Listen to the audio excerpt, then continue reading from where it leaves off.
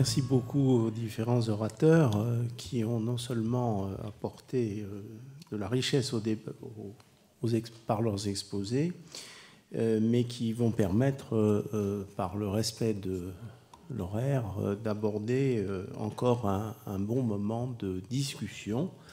Alors je ne sais pas si on peut mettre de la lumière dans la salle de façon à ce que nous puissions voir qui peut poser une question. Voilà, merci beaucoup. Et peut-être voir s'il y a un micro également qui peut être à la disposition. Alors, qui souhaite intervenir?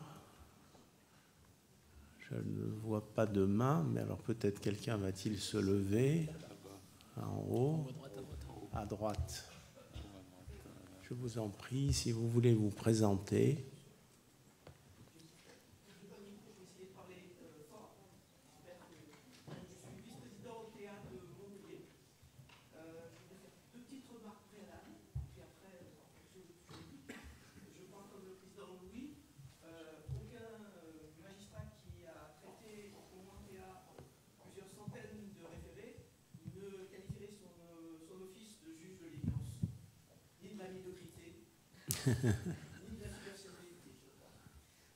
Pardon, merci. C'est bon? Oui. Deuxième remarque, nous rendons hommage à une loi. Moi, je souhaiterais rendre hommage à tous les membres du corps des tribunaux administratifs et des cours administratifs d'appel, et notamment ceux qui ont siégé en TA, en raison du fait que dès la mise en application de la loi sur le référé d'urgence, à moyen constant, ils ont pris à bras le corps l'application correcte de cette loi. Alors, de manière plus juridique maintenant, je voudrais simplement donner deux précisions qui n'ont pas été indiquées sur les outils de juge des référés pour mettre en œuvre l'urgence ou malgré l'urgence, je dirais. Le premier point, c'est s'agissant de l'urgence non comme condition de prise de la décision par le juge des référés, mais par l'exécution de cette décision, qui prend normalement effet à compter de la notification à l'administration, du point de vue de son application. Le juge des référés a la possibilité de prononcer la prise d'effet, et donc son exécution, dès le rendu de l'ordonnance, ou même sur audience, avec le prononcé du dispositif durant celle-ci. Alors certes, c'est un pouvoir propre du juge, mais rien n'empêche la partie la plus diligente de lui suggérer.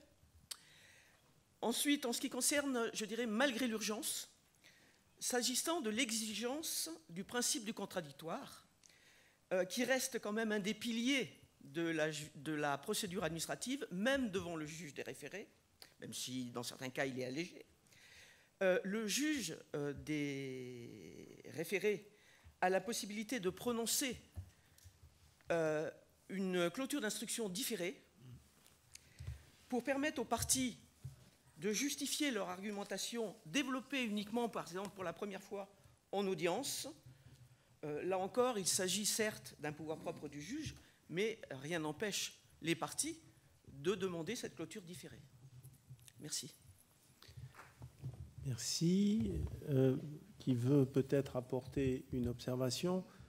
Je profite peut-être un instant du micro pour dire que quand on dit que le juge des référés est le juge de l'évidence, c'est simplement à l'égard des requérants, pas à l'égard du juge.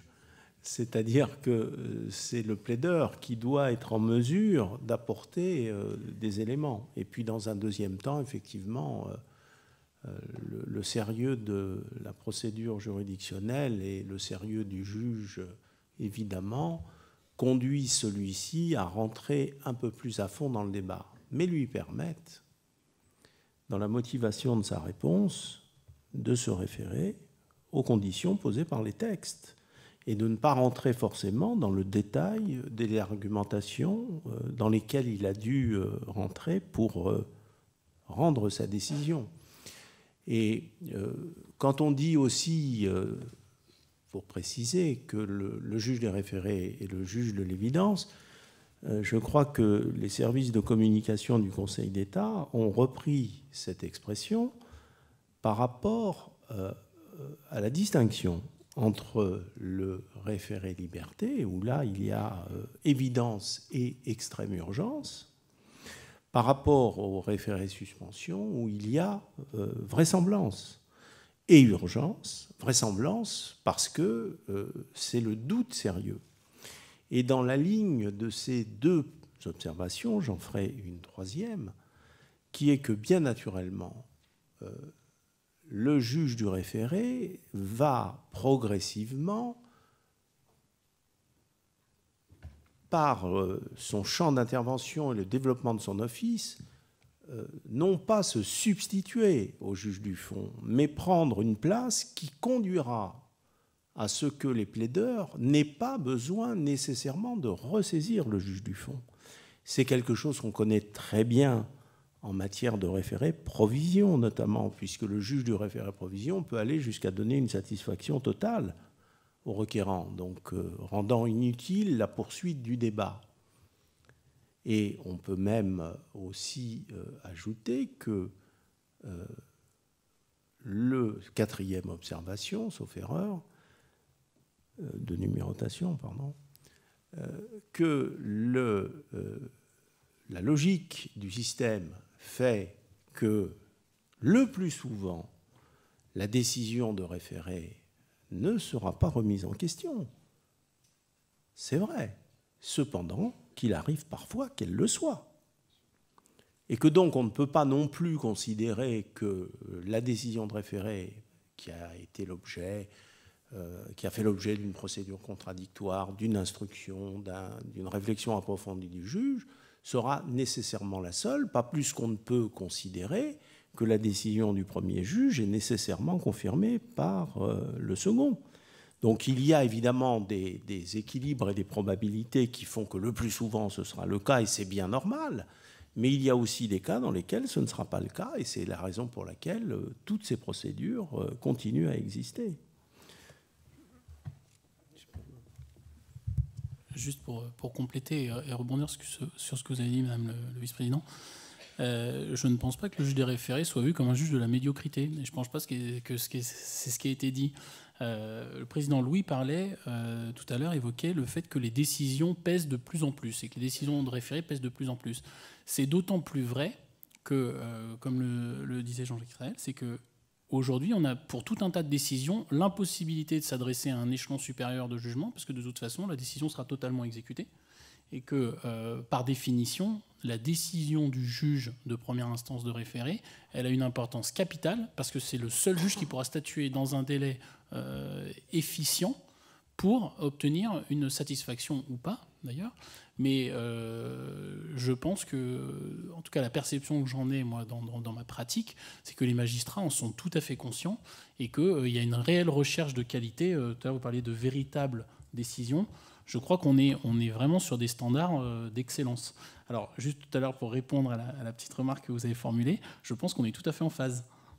Parce que dans mon propos, je ne proposais pas un allègement des contrôles du juge. Je pense qu'on peut atteindre des standards de raisonnement à l'instar de ce qui se fait en urbanisme. En urbanisme, le juge ne réduit pas ses contrôles. Il n'a pas un allègement de son contrôle. Il ajuste son contrôle en fonction de l'intérêt qu'on va opposer à la présomption d'urgence. Et là, il retrouve, à partir du moment où il y a une contestation et qu'il y a un autre intérêt qui peut être mis dans la balance pour contrebalancer l'urgence qu'il y aurait à présumer, dans ce cas-là, il retrouve l'intégralité de ses pouvoirs et je n'ose croire que le juge n'exerce pas tous ses pouvoirs quand il procède à cet examen-là. Et c'était un petit peu le sens de mon propos, de dire, finalement, à partir du moment où les parties ne contestent pas le fait qu'il y ait urgence, est-ce que le juge doit encore, finalement, se poser sa question, même si le texte l'impose. Le texte, il la prévoit, la condition d'urgence. Et est-ce que, finalement, on ne peut pas dépasser un petit peu ça à l'instar de ce qui se fait en urbanisme? Je voulais juste ajouter peut-être deux choses. D'abord, sur l'hommage légitime aux juges des référés des tribunaux administratifs. Un point statistique que je n'ai pas eu le temps tout à l'heure de citer, qui est très révélateur. En matière de référés, les taux de recours et les taux de réformation sont sensiblement inférieurs à ce qu'ils sont dans l'ensemble du contentieux. Déjà, dans l'ensemble du contentieux, ils sont modestes. Les taux d'appel ou les taux de pourvoi en cassation, les taux de réformation en appel ou en cassation sont tout à fait modestes. Mais en référé, ils sont sensiblement inférieurs à la moyenne. En référé liberté, le taux d'appel a toujours été inférieur à 10% depuis 2000. Donc on a quelques variations sur les années, mais toujours en dessous de 10%, ce qui est quand même un taux d'appel très faible, les taux moyens étant plutôt de l'ordre de 16%. Donc en référé liberté, un taux d'appel de l'ordre toujours inférieur à 10% depuis 15 ans, quand même un taux très bas. Et en référé suspension, le taux de pourvoi en cassation, contre les décisions de référé suspension des tribunaux administratifs, les premières années était de l'ordre de 10%, et ce taux a régulièrement baissé pour se stabiliser autour de 5%, ce qui est quand même très bas comme taux de pourvoi. Et quand on regarde les taux de succès des recours, en cassation, 7% seulement des pourvois formés en référé obtiennent satisfaction. Donc c'est 7% de 5%. Il y a 5% de taux de pourvoi, et dans ces pourvois, 7% qui aboutit à des cassations. C'est vraiment infinitésimal. Et c'est quand même, je crois, très révélateur. Et en référé liberté, là, les chiffres sont un peu plus variables d'une année sur l'autre. C'est quand même des petites données. Mais si je regarde simplement en 2014, le taux de succès des appels de référé liberté était de 12%. Mais un taux d'appel inférieur à 10% et un taux de succès de 12% sur ce modeste proportion d'appels. Donc ce sont quand même des statistiques, je crois, qui sont très révélatrices de la très grande qualité des décisions de référé de première instance. Alors, sur l'évidence, juste un mot, mais je crois que tout le monde a bien compris et beaucoup aidé. Je veux dire, juge de l'évidence ne veut pas dire juge de la facilité, encore moins évidemment de la médiocrité, mais c'est simplement l'idée que le juge du référé, tout de même, d'abord, il ne crée pas. Il ne crée pas de construction jurisprudentielle, il applique la jurisprudence existante. L'évidence, elle est plus nette en référé liberté. En référé liberté, il faut une illégalité grave et manifeste. C'est quand même là vraiment pleinement une notion d'évidence. Il peut y avoir quelque chose qui est peut-être illégal, mais ce n'est pas une illégalité grave et manifeste, il n'y a pas prise pour le référé liberté. Et en référé suspension, ce que je voulais quand même juste indiquer, peut-être quand même, moi j'ai tendance à dire, le juge de référé suspension ne doit pas aller trop loin. Quand même. Il faut qu'il y ait un doute sérieux. Ça ne veut pas dire une illégalité démontrée. Il n'est quand même pas le juge de la légalité. Et il est tout à fait normal, ça a été rappelé à l'instant pour le doyen Israël, il peut y avoir une suspension et un rejet ensuite. C'est tout à fait normal et ça se produit à tous les stades. Il faut savoir simplement s'arrêter au stade du doute sérieux et peut-être là ne pas avoir la tentation d'aller quand même trop loin. Un doute sérieux suffit. Doute suffisamment sérieux quand même, mais à la suspension. Et tout le travail du juge de la légalité ne doit pas être entrepris au stade du référé suspension. Monsieur. Ah, vous vouliez ajouter quelque chose, Monsieur le Président. Si j'ose dire, c'est que tout de même, les deux cas de figure qui peuvent se produire, refus de suspension et annulation au bout du compte, ou suspension et rejet de la requête au bout du compte, voilà, les deux cas de figure ne sont pas symétriques et n'ont pas totalement les mêmes. Donc il y en a un qui pèse plus lourd que l'autre. Voilà. Alors, je vois ici une main, j'espère ne pas en oublier en haut. Monsieur. Wang Sando du barreau du Var-de-Marne. Je pense qu'ici, effectivement, quand on parle de l'urgence devant le juge administratif, l'objectif recherché tel qu'il a été amplement défini, c'est au moins la protection des libertés fondamentales. L'impression que j'ai, c'est que la condition d'urgence, et c'est là où je partage l'inquiétude de notre confrère Braque, la condition d'urgence apparaît comme une entorse à une protection effective des libertés fondamentales.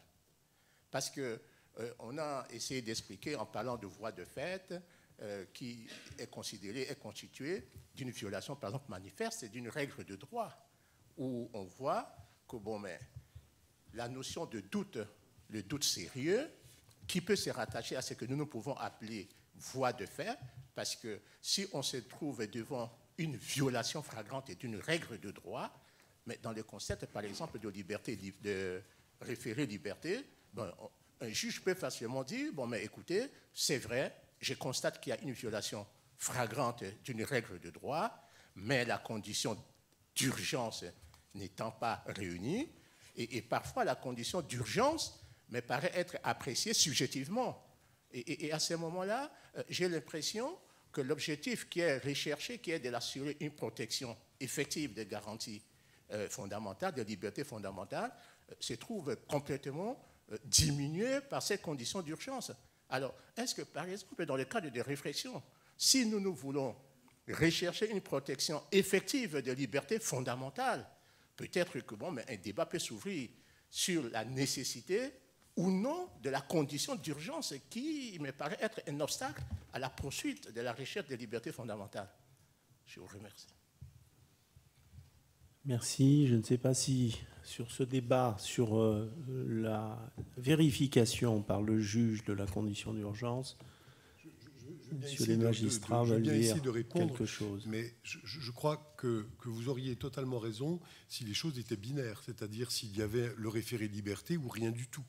Ce n'est pas le cas, me semble-t-il. Le référé liberté, c'est un des cas. Effectivement, il y a une condition d'urgence assez dure qui est exigée. Mais M. le Président de la section du contentieux a bien expliqué, me semble-t-il, qu'il y avait plusieurs possibilités, que ça n'est pas toujours le référé liberté. Si on n'est pas en mesure de démontrer l'urgence aggravée, en quelque sorte, si on n'est pas en mesure de montrer l'atteinte manifestement grave, etc., il y a d'autres moyens de faire. Quand le juge dit il n'y a pas urgence, ce n'est pas simplement pour dire votre affaire ne m'intéresse pas, c'est souvent pour inviter les parties à utiliser à jouer... à utiliser une autre note sur le clavier, à une autre touche sur le clavier. C'est pas ça ou rien. Là, vous auriez sans doute largement raison. Mais si ça n'est pas si l'urgence n'est pas remplie ou la condition n'est pas remplie pour un référé liberté, ça ne signifie pas pour autant qu'il n'y a pas d'autres voies qui sont ouvertes et qui peuvent, à condition d'admettre, mais par hypothèse on va l'admettre, à condition d'admettre que le juge a raison sur l'urgence, voilà, je veux dire, il y a à ce moment-là d'autres possibilités qui sont ouvertes aux avocats ou aux requérants. Oui, c'est...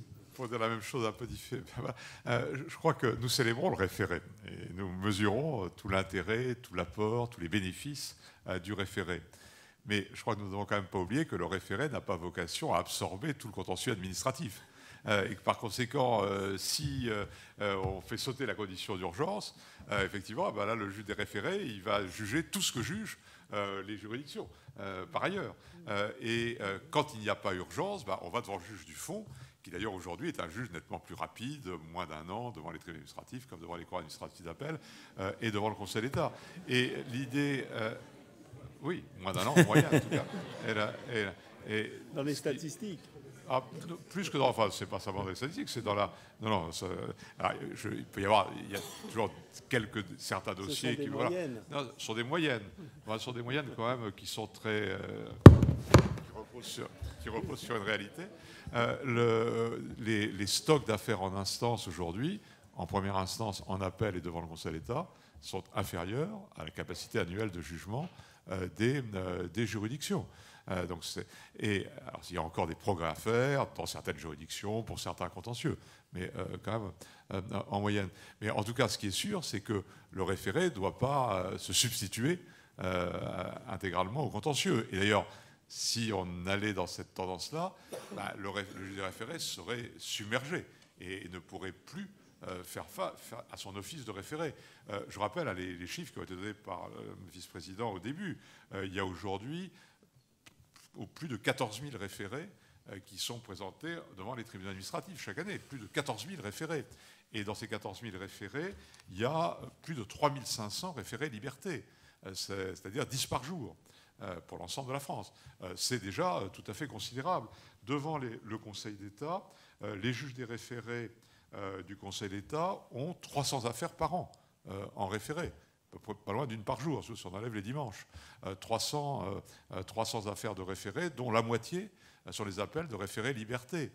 On ne peut pas imaginer, je crois, beaucoup plus, hein, pour que les juges puissent traiter dans des délais très courts ces affaires. Donc voilà, il faut quand même se rappeler que le référé ne va pas dévorer le contentieux et qu'il faut que le référé reste efficace et par conséquent qu'il ait quand même certaines clés d'entrée qui permettent de concentrer les juges des référés sur les affaires où il est vraiment absolument nécessaire d'aller très vite. Oui, incontestablement, il y a une échelle des référés, il y a une échelle de l'urgence et il y a une échelle corrélative de la contradiction. Donc, ce que les magistrats viennent de dire, les avocats doivent le partager, puisque c'est à eux de faire le choix. Je ne prends pas l'expression de tri parce qu'elle a un certain côté péjoratif vu du côté du plaideur, mais en tout cas faire le choix, le bon choix de l'usage approprié du référé. Après tout, les avocats sont compétents pour apprécier aussi au départ la question. Ce qui est vrai, c'est que le plaideur a une exigence qui ne se mesure pas de la même façon que les textes précisent les différents degrés de l'échelle. Et donc, il y a un décalage qui doit être traité. Et c'est vrai que dans la pratique judiciaire, on voit bien l'importance du référé, qui n'a d'ailleurs pas absorbé la totalité du contentieux, mais on voit les juges des référés rendre des décisions sans se pencher longtemps sur l'urgence, mais en étant tout à fait conscients des critères qui sont donnés dans les textes. Et il y a une sorte de régulation qui se fait sans pour autant avoir ce degré d'exigence de la présentation des choses. Donc il y a là une explication des observations qui sont faites par les avocats à l'instant par rapport à la réalité de ce qu'ils vivent. Donc au fond, nous sommes assez largement d'accord les uns et les autres, mais il y a une prise en considération de la demande de justice et de la demande de droit qui pousse parfois à aller devant un juge du référé. Juste, oui, donc pour compléter, donc c'est vrai que les avocats ont noté son demande d'une appréciation un peu plus light, entre guillemets, de l'urgence. Mais, et je pense que les propos de mon confrère sont allés un peu loin, mais les avocats sont aussi extrêmement attachés à la collégialité. Et je voulais vous rassurer, Monsieur le Président, on n'a pas de velléité que les référés viennent dévorer le contentieux, puisque les avocats sont très attachés à la collégialité, qui est un gage de qualité à notre sens. Il y a des questions en haut, et il y en a une un peu plus bas ensuite, je crois. Oui, bonjour, Flore Tercero du barreau de Toulouse. Je suis d'accord avec vous sur le fait qu'il ne faut pas inonder les tribunaux administratifs avec des référés qui n'ont pas vocation à être jugés par cette voie-là. Et c'est là la raison pour laquelle le tri est une des conditions de la puissance du juge des référés, comme vous l'avez indiqué, Monsieur Stirn. Toutefois, je crois qu'il est indispensable pour une bonne administration de la justice et également pour la pédagogie vis-à-vis des justiciables que les ordonnances de tri soient motivées. Et ça manque cruellement, puisqu'on ne sait pas concrètement quelle est la raison qui parfois motive un tri, alors qu'on a essayé, nous, avocats, de pouvoir justifier le plus possible à la fois la condition d'urgence et à la fois le doute sérieux sur une décision administrative.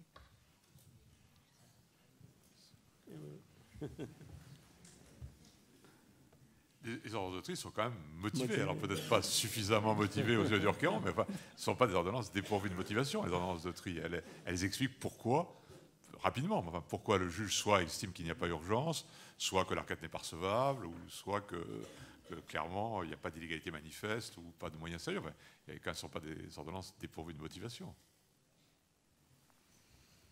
Une autre question, et je crois que quelqu'un là-bas aussi.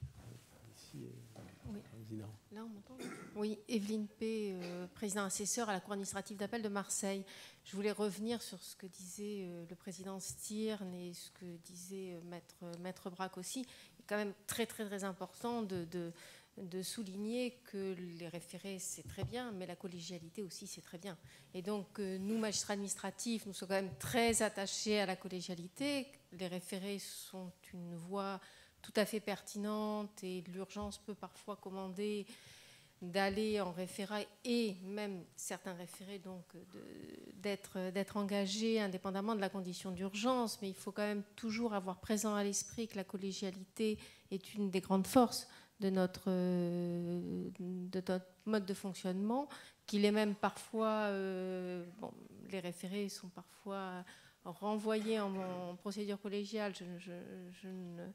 Je ne reviendrai pas sur l'affaire de Châlons-en-Champagne et ce que disait le président Sauvé, qui manquait donc une voix. Je pense que c'est très, très, très important d'avoir toujours présent à l'esprit, et je suis heureuse que vous l'ayez rappelé aussi, Maître, que la collégialité est quand même aussi une garantie tout à fait essentielle et qu'il y a un équilibre là à trouver. Il y a un équilibre. Et donc, effectivement, les référés ont mis en place un équilibre qui nous manquait, qu'il ne faut pas aller trop loin, il me semble.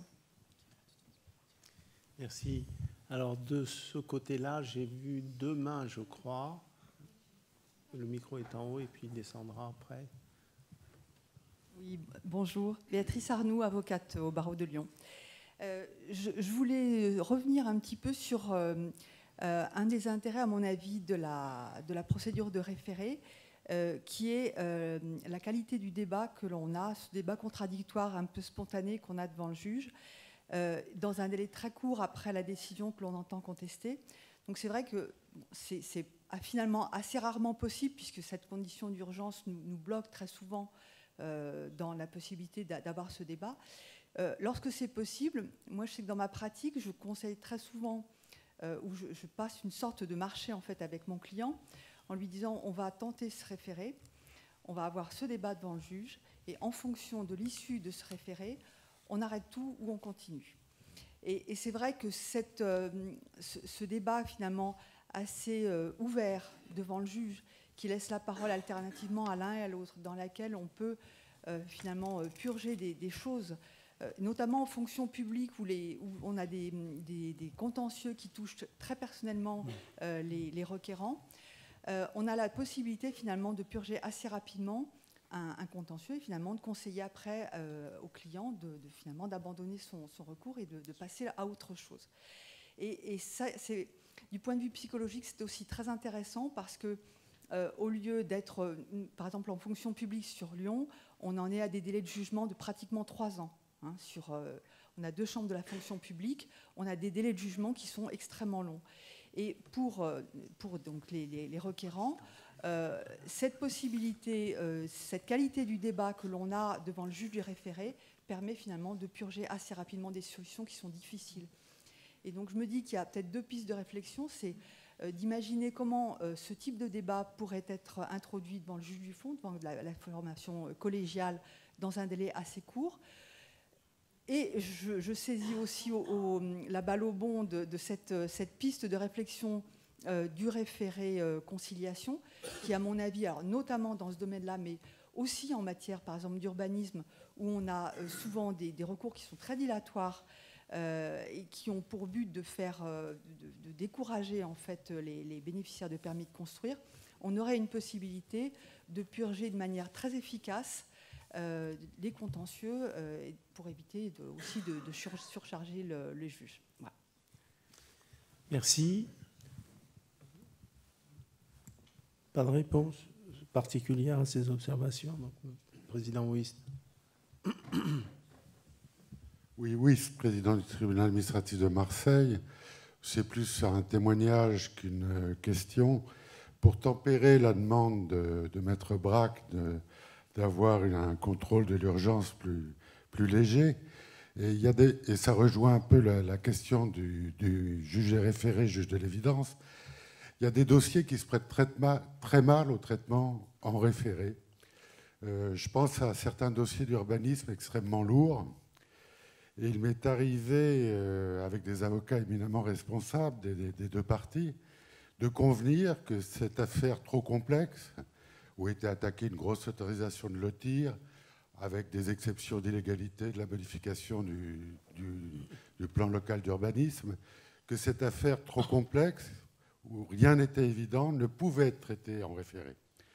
Comme je suis un vieux président, ayant connu la procédure de sursis-exécution, je convenais, avec l'accord des deux parties, sinon je me serais incliné, d'audiencer dans des délais extrêmement brefs, à 3 mois de mémoire, d'audiencer au fond, en collégial, ce type de dossier, et j'ai obtenu la plupart du temps l'accord de vos confrères. Voilà pour le témoin. Une sorte de passerelle. C'est exactement le cas que j'évoquais tout à l'heure, en saluant du coup le travail du juge des référés.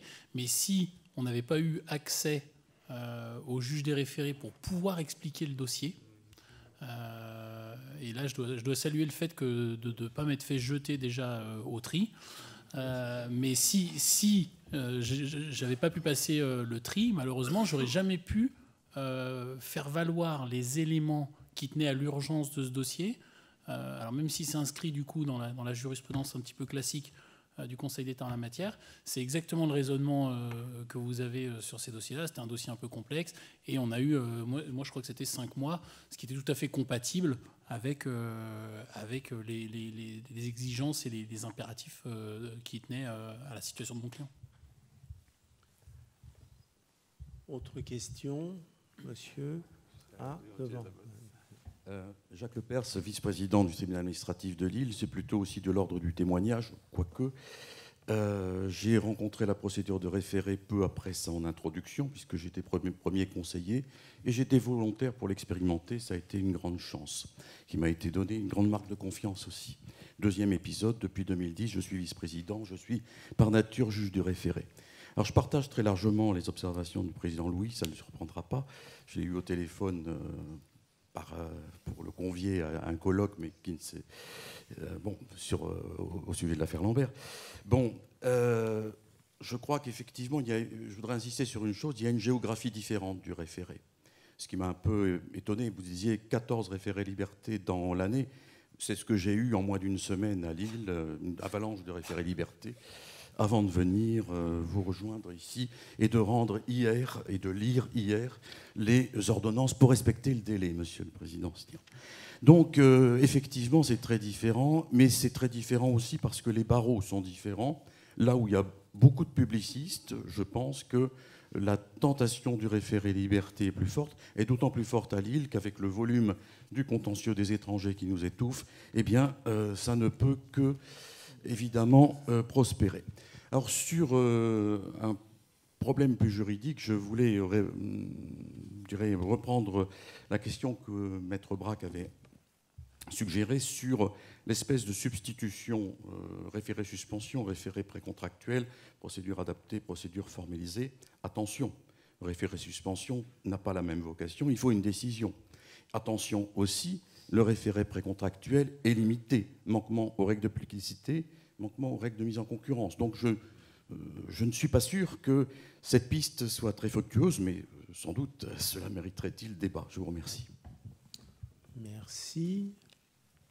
Alors, encore... Ah, pardon. Peut-être le micro en bas, s'il vous plaît.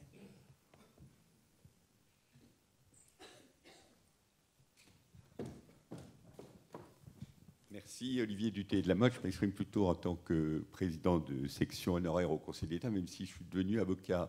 Je voulais juste revenir sur ce débat très intéressant sur l'urgence et la différence d'appréciation, de jurisprudence entre les judiciaires et la juridiction administrative. Il a été rappelé que la jurisprudence judiciaire, effectivement, s'il n'y a pas de débat, ne contrôle pas en réalité l'urgence. Mais il y a quand même une grande différence entre le droit public et le droit privé. C'est que dans un cas, il n'y a que des intérêts privés qui sont en cause, et dans l'autre, il y a des intérêts publics. On parle quand même de la suspension de l'exécution, d'un décret, d'arrêtés préfectoraux qui peuvent porter sur des questions très graves sur l'ordre public.